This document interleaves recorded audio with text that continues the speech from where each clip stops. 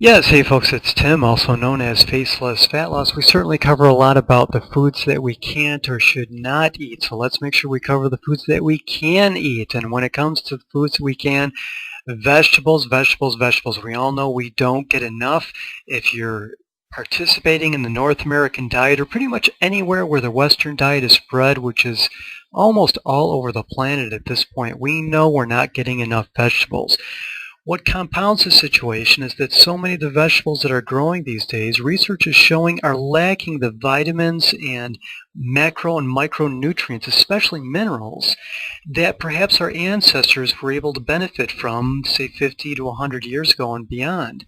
This is due to the agricultural practices and whatnot and the soil depletion, which is really unfortunate, and also why I'm really big on the green powder supplements that I promote as an added means of bringing more nutrition into an alkalinizing nutrition, which I'll cover later on as well. Touch on a little bit here in this video as well. Organic or better. Folks, I know the organic foods cost a little more, but the investment is worth it, and think about it in these terms as well. You're buying a little less food. I don't want people to have to worry about counting calories so much, especially when it comes to vegetables. I want people to go as gung-ho as they choose with vegetables because we're lacking them so much in our diet as it is. But keep in mind that we will be buying a little bit less food overall, so that if we're buying organic or better foods that might cost a little bit more, it'll be compensated for in cost, if you see what I'm saying, because we won't be eating as large quantities as we used to. The investment is worthwhile. Avoiding the pesticides is huge. Why eat foods that are creating a toxic burden in your body? And more people are buying the organic or better foods. Whoops, sorry about the screensaver there. Because everyone is catching on that we need to be eating clean. The toxins and the pesticides in the foods that are not organic or certified naturally grown are causing too many problems in our bodies. Make the investment in yourself. That's what it's about. Certified naturally grown is a great new, it could oftentimes, farms that grow food that is certified naturally grown have even higher standards than organic. And you can also find local farmers that also have higher standards than organic. So that's really neat in and of itself. Strive for 4 servings a day. I like to also say, like I had just referenced, the green powder, add the green powder in so that we're getting all the green nutrition we possibly can. It is probably the biggest, most important food we could be consuming is the greens, the vegetables. Again, not much of a calorie concern. I eat a lot of raw vegetables, but I don't want to discourage people from cooking if that's what you're used to, which so many of us are. Heat, the higher the level of heat that you're applying to vegetables, it tends to degrade the nutrients. That tends to be what the research shows. But, however, there are cases when cooking foods allow the release of other forms of nutrients. Kale is one example, and I use kale in my smoothies. In other words, I don't cook smoothies, of course. My smoothies are vegetable greens packed drinks that I have almost every single day.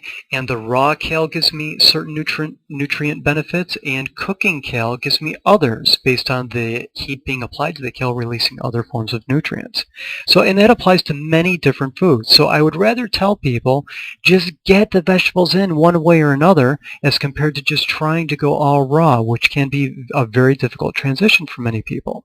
So, a list of vegetables here. Now, I do not include avocado in here. Some people think of avocados as being a vegetable, so I just want to make quick mention of it. An awesome, healthy fat source and an awesome way to bring it's an alkalinizing food, which I will cover more later. So it's just a really great, healthy food to be eating, and I will cover more into alkalinization. Vegetables in general tend to give us a more alkaline-leaning pH. They're alkaline-forming foods, which is another reason why we want so many vegetables, especially the greens, because of the magnesium and calcium content. Artichokes, arugula, asparagus. I love baby asparagus. Every now and then I'll cook on the stovetop some baby asparagus with a little bit of raw cheese. I'm not a big fan of dairy, but I will cycle in and out some raw cheeses every now and then with my crystal salt and organic pepper. Yum, oh, that's just so good. Broccoli, of course, another nutritional powerhouse. Brussels sprouts, cauliflower. Cauliflower is the way I've always said it since I was a kid.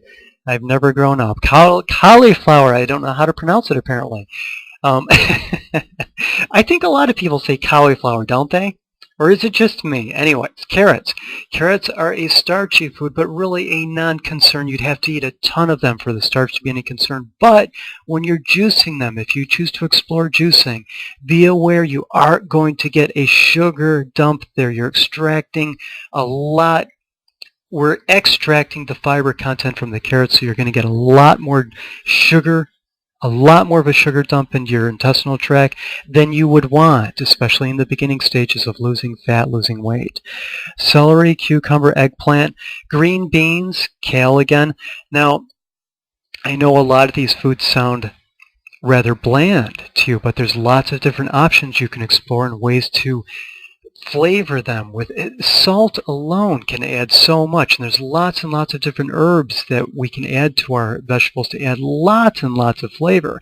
And trust me, if you've gone through the style 1 approach whereby you're doing a fasting cleanse, eating these raw foods when you're getting done with that fast is easy, and they're delicious. All types of lettuce, remember, it's vitally important that they are organic. Lettuce is a very pesticide-laden food otherwise. Mushrooms, a form of fungus. There are wonderful mushrooms that are used for medicinal purposes that I support the use of. There's many out there. But outside of that, eating mushrooms in general as a regular food and not using them for medicinal purposes, specifically the medicinal mushrooms, I tend to avoid. I just do. They're a fungus, so I tend to avoid them. Onions, one of the few foods that can be non-organic, very, very low pesticide content. Parsnips, delicious but a little starchy, so just be aware of that. Peppers, radishes, not a fan of them myself. I don't know why. I've just never been into them. Sauerkraut is an interesting food that I may make reference to later regarding fermented foods. There's a lot of controversy about fermented foods, whether they're beneficial or not, and how it relates to the probiotics in our gut. Snow peas, spaghetti, squash, spinach is another one where you eat it raw or you cook it and it changes the nutritional content, both in positive ways for each. Summer squash, I love. Tomatoes, don't know how to spell it. I'm a lousy speller.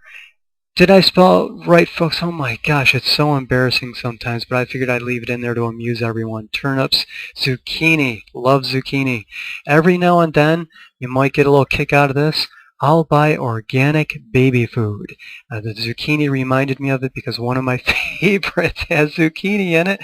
I know that sounds silly, folks, but if you're in the process of making the transition into organic, healthy, vegetable-type foods and you don't know where to look or start, look into the organic baby foods and the options that are available out there. They have some really neat fruit and vegetable options. So, and I always get made fun of for eating baby food.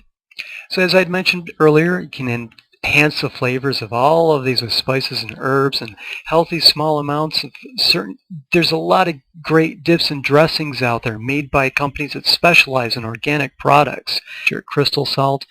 I eat crystal salt every day. It's the full spectrum salt. It is not sodium chloride. It has not standard white table salt. It has the full mineral spectrum that we all need. It's a great way also to alkalinize the body. Potatoes and sweet potatoes, avoid during the initial stages of fat loss, weight loss. Broccoli sprouts, great antioxidant. We have a local company here in upstate New York that provides those. You can add them to your salads and whatnot. They're just delicious. Soy only in very small amounts. Avoid it as much as possible. It is an enzyme disruptor and a possible estrogen mimicker. Whole green food powder, as I had referenced, and most vegetables, as I had referenced, are very alkaline forming foods. So I will cover that more soon. Thank you so much for watching. Love, happiness, health, and peace.